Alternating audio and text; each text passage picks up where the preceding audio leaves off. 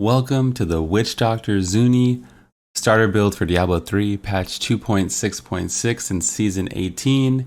Now, all the timestamps will be in the description of the video.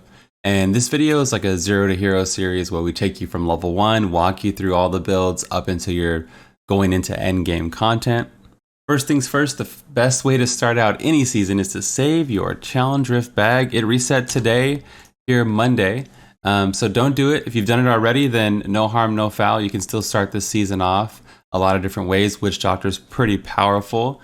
Now, if you didn't do your Challenge Rift, save it till Friday. Make sure you make a seasonal character and then do your Challenge Rift and then claim your bag. You get all these goodies here on the screen.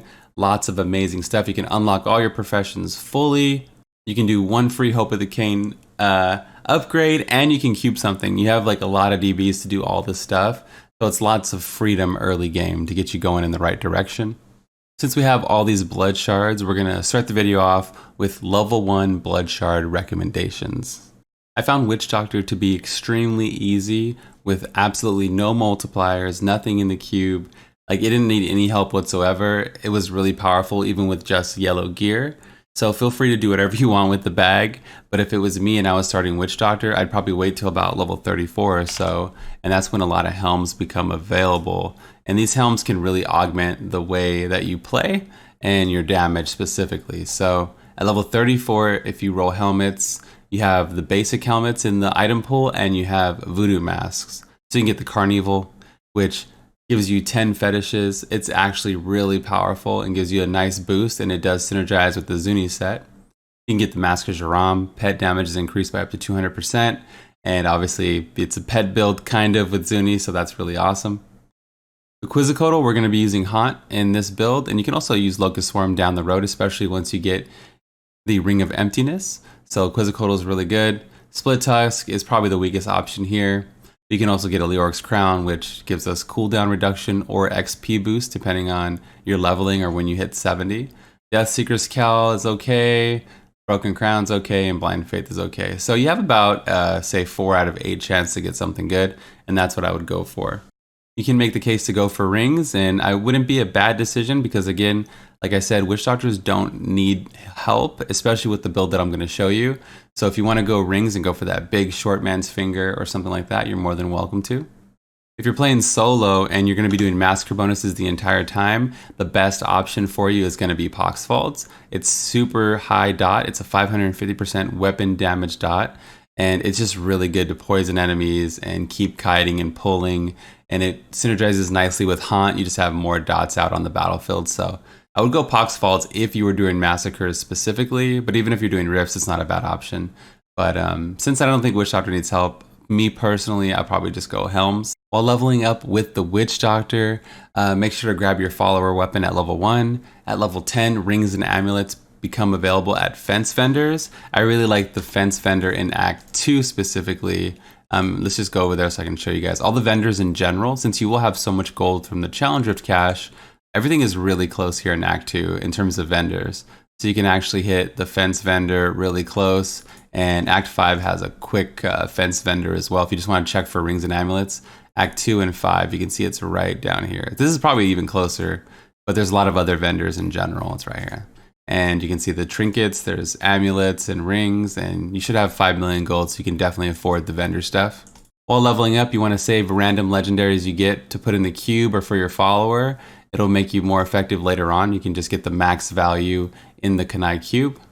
While leveling up, you want to focus on red gems in your weapon, red gems in your helm, and in your gear itself, you want to use Topaz for that intelligence boost.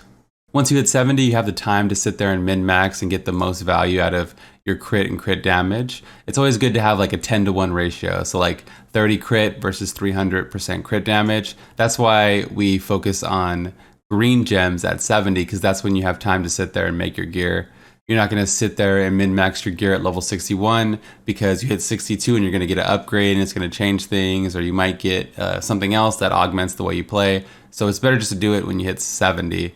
So yeah, like a 10-to-1 ratio between crit damage and crit, and green gem in your weapon at level 70. Remember that as you level up, once you hit 40, you can craft a level 70 item because we unlock the blacksmith with our Challenge Rift cache. You can make a level 70 mace. I would make a one-handed mace or a two-handed mace, depending if you want to use a mojo or not. And roll the secondary effect to reduced level requirement. You can get up to 30, which means you can equip it at level 40. It's pretty awesome stuff. You'll be able to jump instantly into T3 to T6, depending on softcore or hardcore. And hardcore, I would probably go to T1 at the highest. It just seems a little bit safer.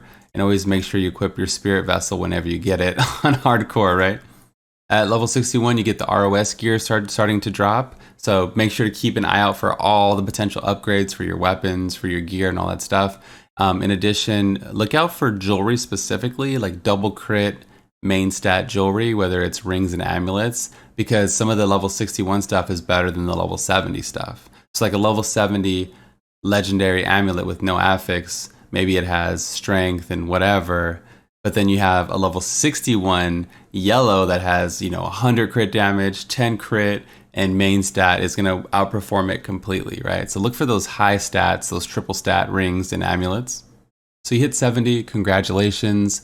Like I said, you want to focus on double crit main stat items. I would definitely craft a ceremonial dagger and upgrade daggers to try to land a big one so you can have something awesome in the cube. So we have one free Hope of Cain upgrade because, we have our challenge rift bag. So let's look at the ceremonial knives here. These are all the possible outcomes. Dagger of Darts is huge.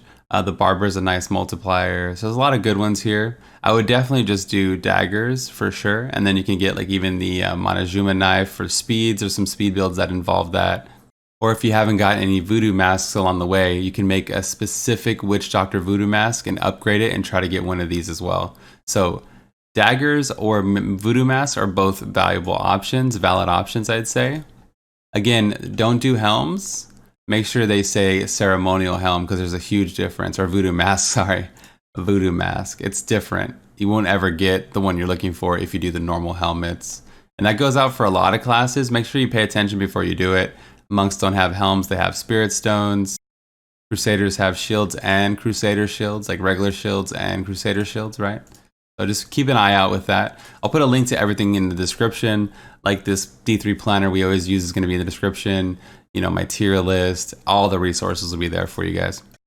If I have leftover blood shards at 70, I'm definitely going to Kadala and I'm going to roll mojos on them as, again, mojos are really powerful and helms is a really good option as well. So we just got a Helltooth helm. Both good solid choices, helms and offhands. One of the best mojos you can get with Witch Doctor that isn't really talked about too much is the Thing of the Deep. It increases your gold and health pickup radius by 20 yards. So you might think, I don't really need that or whatever, but it's kind of useful in a lot of things like Graven Justice. The range is extended by your gold and pickup radius. So now you have a 20-yard boost to Graven Justice. Now you're getting more cooldown, more health and mana across the map. That also works with Swampland Attunement. The range is affected by your gold and pickup radius. So the Thing of the Deep is kind of clutch. The first legendary gem you get every single season is the Bane the Powerful. So you can just go do a level 1 Greater Rift and you'll get a 20% damage increase gem. This Bane of the Powerful is the first gem that drops every single season. You can also kill Malthael. He's in Act 5 at the very top on any difficulty as well. And you get the Reaper's Wraps pattern. You can use it. Witch Doctor doesn't really need it. This is what the Reaper's Wraps look like. Witch Doctor doesn't particularly need it, but if you have a spammy build like you're using Acid Cloud or Fire Bat with whatever multipliers you got, you might need it. It might come in handy.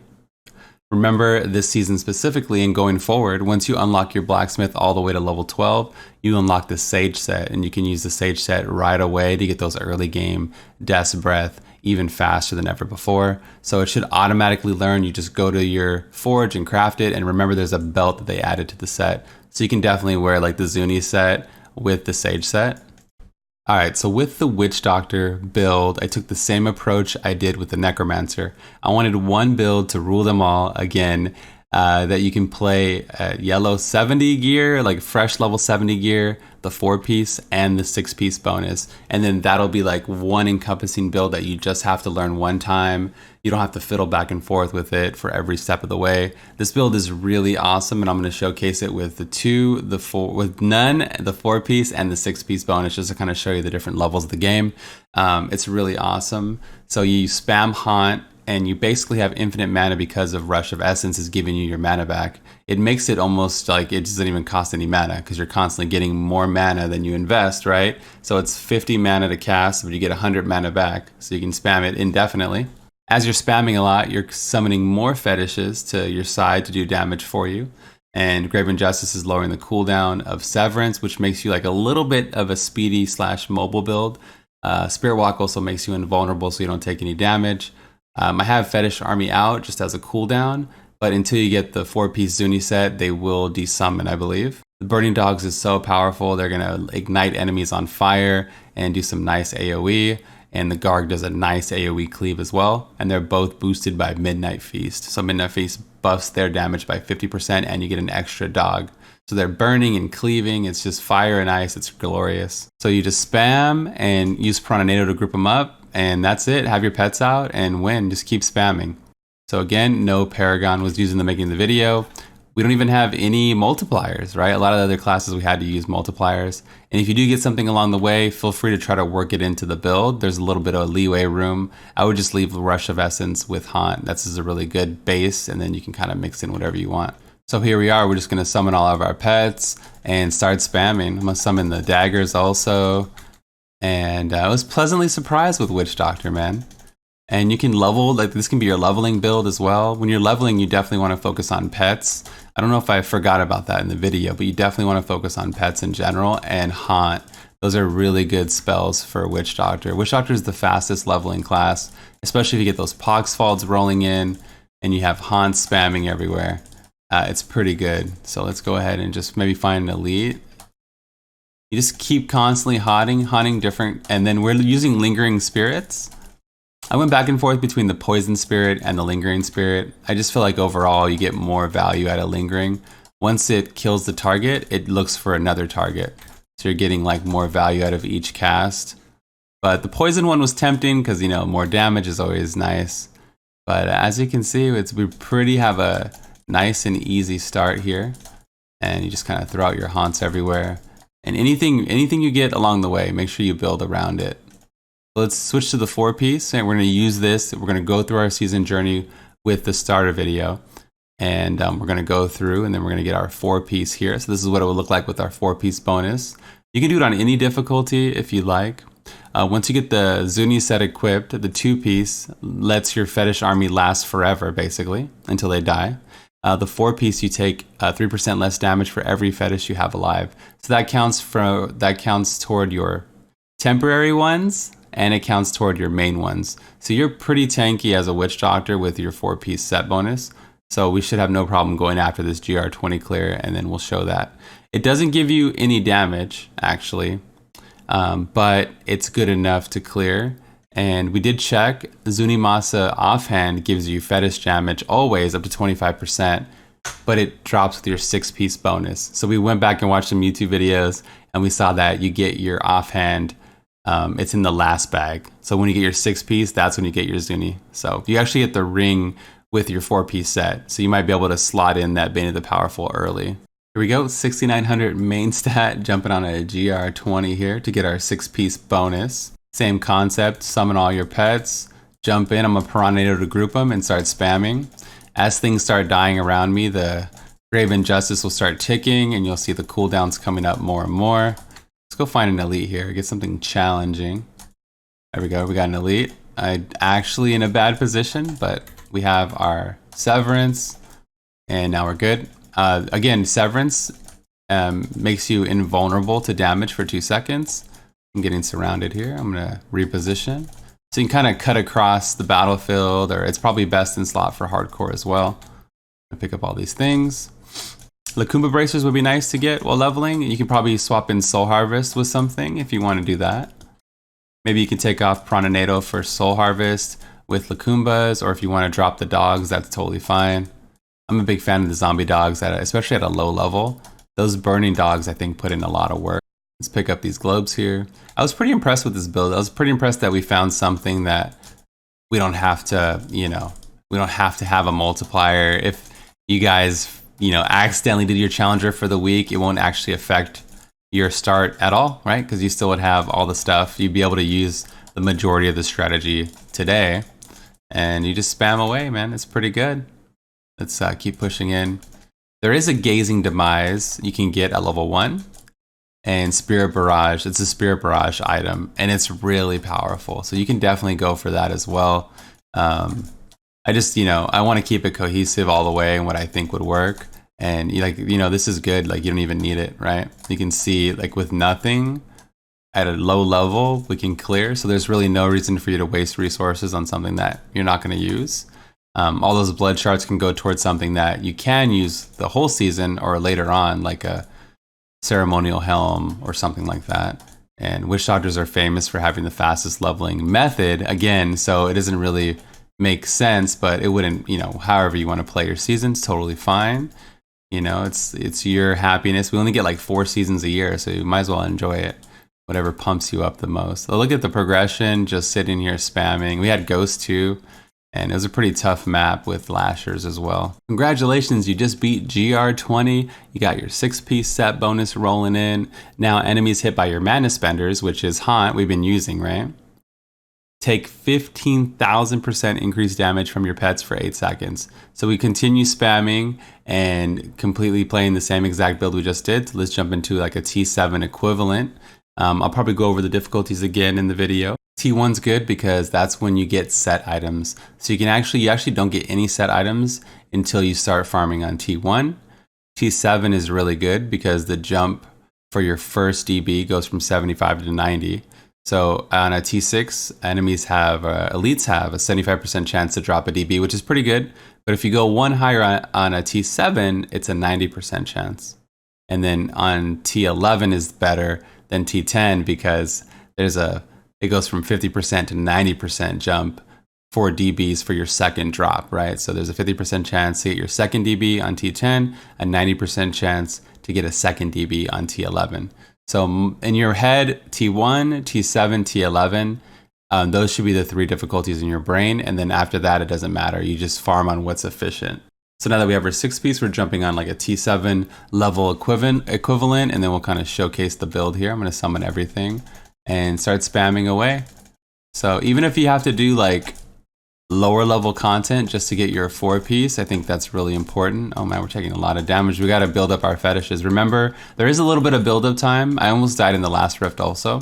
You have to build up your fetishes. Every time you get a fetish, that's when you're getting more damage reduction, right? So it's per fetish. So you just keep spamming, keep grinding, and build up a little bit slower than you would with another class. I always jump right in, and sometimes I die because of it. I just jump right in, man. Water's warm, blood's going. So let's pick up the gloves. You can see we have really no problem crushing it, especially after we waited for that initial build-up of the Zuni set. Zuni does have a nice little ramp-up.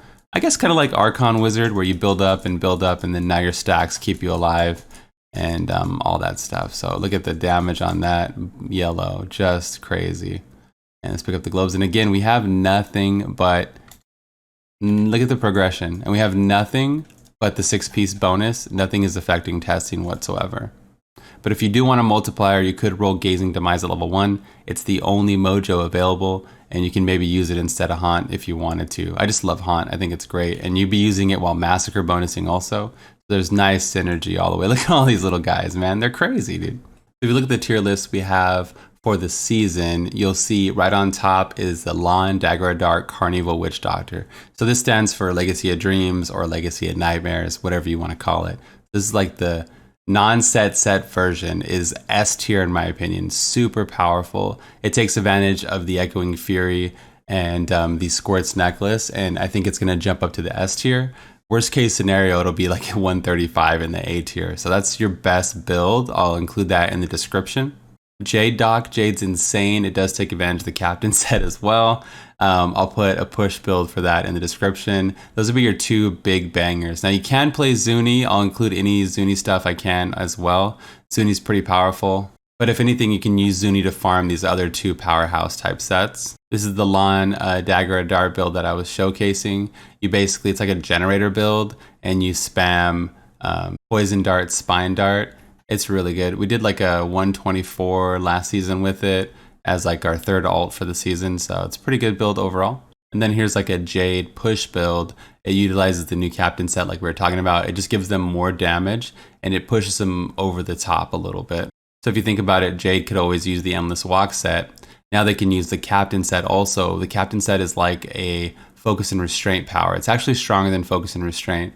So you got captain set and you get the Endless Walk set. So it's kind of insane. And you can also use the Echoing Fury, which we're using. So Cube Echoing Fury. And it gives you like this crazy attack speed. You be spamming Haunt like nonstop. And that's one reason why if you roll Ceremonial Helms, you can use the Quizzicoatl with it. Or you can get the Carnival for Witch Doctor as well. And that'll go toward end game. I'm thinking about setting you guys up for a nice progression curve to end game. And all this link, the video will be in the description for this as well. Well, that's going to be all for the Witch Doctor this time around. Overall, my thoughts and opinions. Witch Doctor is not used in the meta right now, but it is like the second best wave clear behind Wizard with Spirit Barrage. So there's that, I guess. It's in the ballpark. It's just not brought to the game. In terms of solo push power, you see it was in the S tier. It's really, really strong. The speed build, I use like a Jade Chicken speed build. I'll put that in the description as well. That's what I would go with for speeds, for key farming and all that stuff. It's really good. You can use Zuni, and there's like Sage Zuni variations and all that stuff. Lots of different ways you can build Witch Doctor. We only had 1 week on the PTR, so there might be some interesting Zuni things that pop up. Maybe people will get around to testing it more and more. I always want to stress this too. If you have friends or you run like a pickup group, you can run any 3 DPS in the game and 1 support, like 1 Z-Barb or 1 Z-Monk, and do 110s. We've tested countless variations in Diablo with me and my friends in the stream and all that stuff. And we were able to do 110s relatively effectively, like around 5-minute clears with just about any comp, 3 DPS and like 1 Z-Monk, or like 3 tanky DPS and 1 Barb, right? So there's a lot of different options there. So just keep in mind that even though you're not in any kind of meta right now, you can definitely make your own groups and have fun and do some chillaxing. Shout out to all the patrons out there. Speaking of patrons, big shout out to Solo Tarkin for joining the Patreon club recently. It means a lot, man. All you guys that support on Patreon really does help. I don't really have much in the way of rewards because I just want to give all the builds for free to everybody. But it does mean a lot when you guys take the time out of your day to support creators. That's why I'm able to no life it, kill myself for 1 week and make videos and and all that stuff. So we have 1 more starter video left. You can also follow me at twitch.tv/bloodshed. I'm going to be streaming there all season long. We're not fair weather Diablo players around here, okay? I play all season long. I usually end my stream with variety, but you got me for like 6 or 7 hours of Diablo 6 days a week. I think that's it. This is the Bloodshed. We only got Wizard left, and I'm out of here. Peace.